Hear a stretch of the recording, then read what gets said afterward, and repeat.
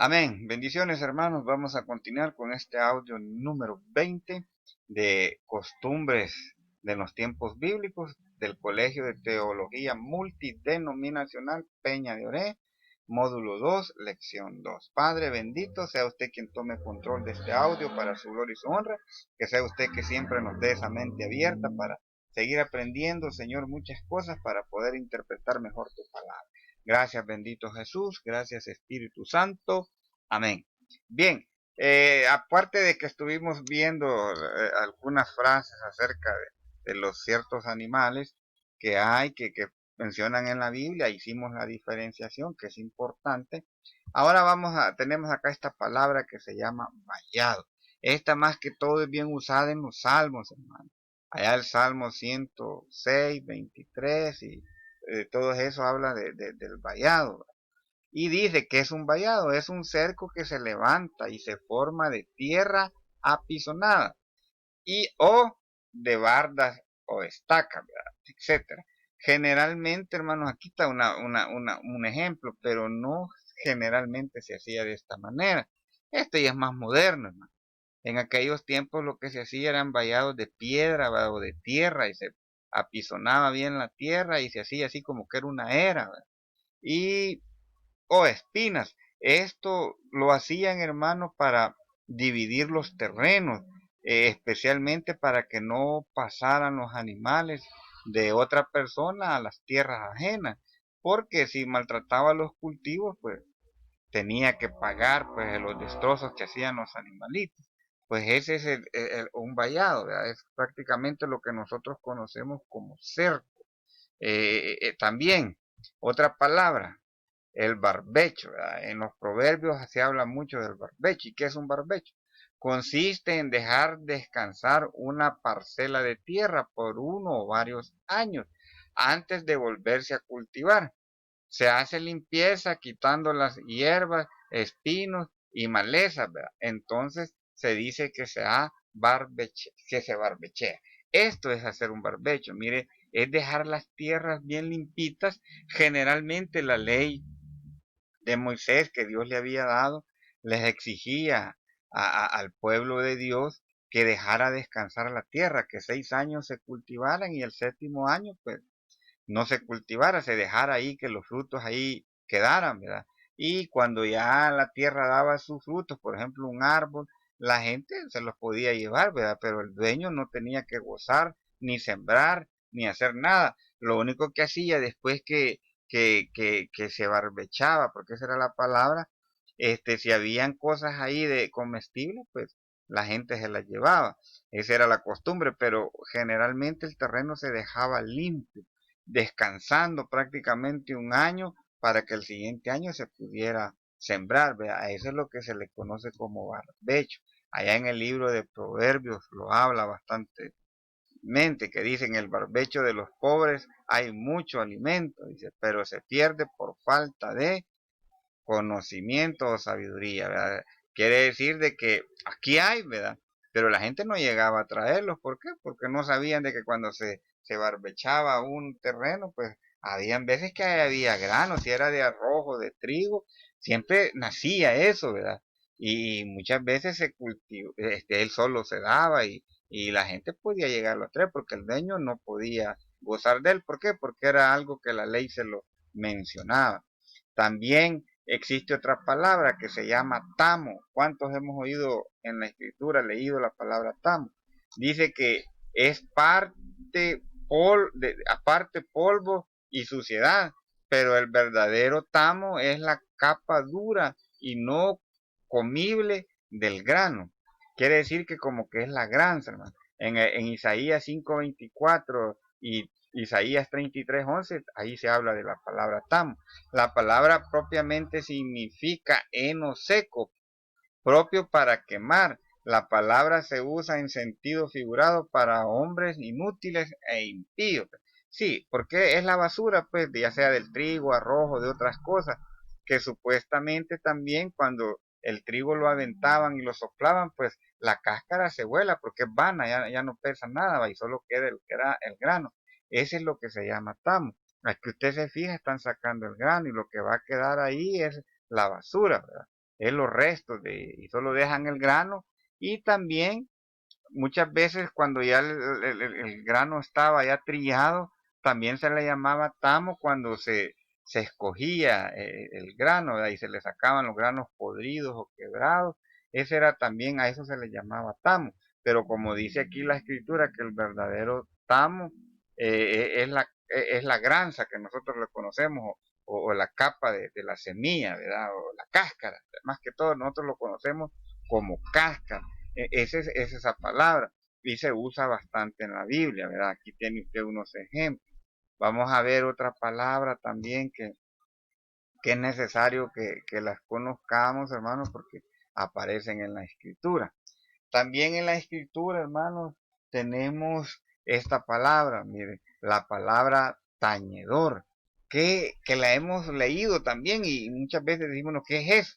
Pues oiga bien, la palabra tañedor que aparece en las escrituras se refiere a un músico, a un experto en música, o sea, que toca cualquier instrumento, ya sea el arpa, la lira, el címbalo, etcétera, todos los instrumentos que había en aquellos tiempos, e incluso ahora hay muchos países que todavía se les dice tañedor a los músicos. Nosotros les decimos músicos, pero allá se les conocía como tañedor, y aquí dice, la palabra tañedor significa músico, es una persona que es dotada en el arte de los instrumentos musicales, ¿verdad? Lo tenemos en Lucas 7:32, en Segunda de Reyes 3:15, y hay otros versículos más, pero no los puse todos, solo prácticamente puse estos más conocidos. Y esta es una figura de un tañedor, ¿verdad? Alguien que era experto en tocar, ¿verdad? En tocar la música. También hay otra palabra que aparece en la Biblia, hermano, que es parte de las costumbres allá en los pueblos antiguos, la palabra libación, ¿verdad? La libación no era más que un sacrificio, ¿verdad? O que consistía en derramar un líquido como ofrenda. Recuérdese de que las ofrendas eran de diferentes tipos, ¿verdad? Eso lo vamos a ver cuando estemos viendo el Pentateuco, hermano. Especialmente cuáles eran los tipos de ofrenda, qué es holocausto y todas esos. Eso es importante conocerlo, pero no lo incluí aquí en esta parte porque lo tenemos que ver allá. Entonces la libación era un sacrificio. Recuerde que el sacrificio ofrenda, ¿verdad? Por algo que se estaba dando a Dios, eh, lo podía hacer con un animal o cualquier cosa que derramara sangre, siendo animalito, ¿verdad? Me refiero a animal, pero también existía la ofrenda de la libación, ¿verdad? O el sacrificio de la libación, que era derramar un líquido ante el altar de Dios, ¿verdad? Un líquido especial, ¿verdad? Entonces a eso se le llamaba libación, era en la ofrenda de libación. Y este encontramos en 2 de Samuel 23:16, en Éxodo 29:40, que ahí también habla de lo que es la palabra esta, libación. También tenemos otra palabrita por ahí, que es la muerte por hierro, ¿verdad? ¿Qué era esto? Fíjese que este también era un sacrificio de que el sumo sacerdote lo exigía porque la ley de Moisés así lo pedía, que cuando alguien cometía un error, la palabra hierro viene de error, y si alguien cometía un error, ¿verdad? Ya sea que mataba a alguien por error, esa era la palabra, tenía que presentar un sacrificio o ofrenda, que era exigida por haber matado a alguien, ya sea inconscientemente. Eso lo encontramos en Números 35:15. Eso existía en aquellos tiempos. De hecho, le voy a decir algo, que me voy a adelantar, que no lo puse en parte acá, porque eso es cuando ya estemos viendo en el otro módulo 3, creo que es donde veamos el Nuevo y el Antiguo Testamento, ¿verdad? Que es la palabra que se recuerda de que mucha gente cuando Jesús dijo, ¿verdad? Perdón, la ley también, la ley era que decía, ¿verdad?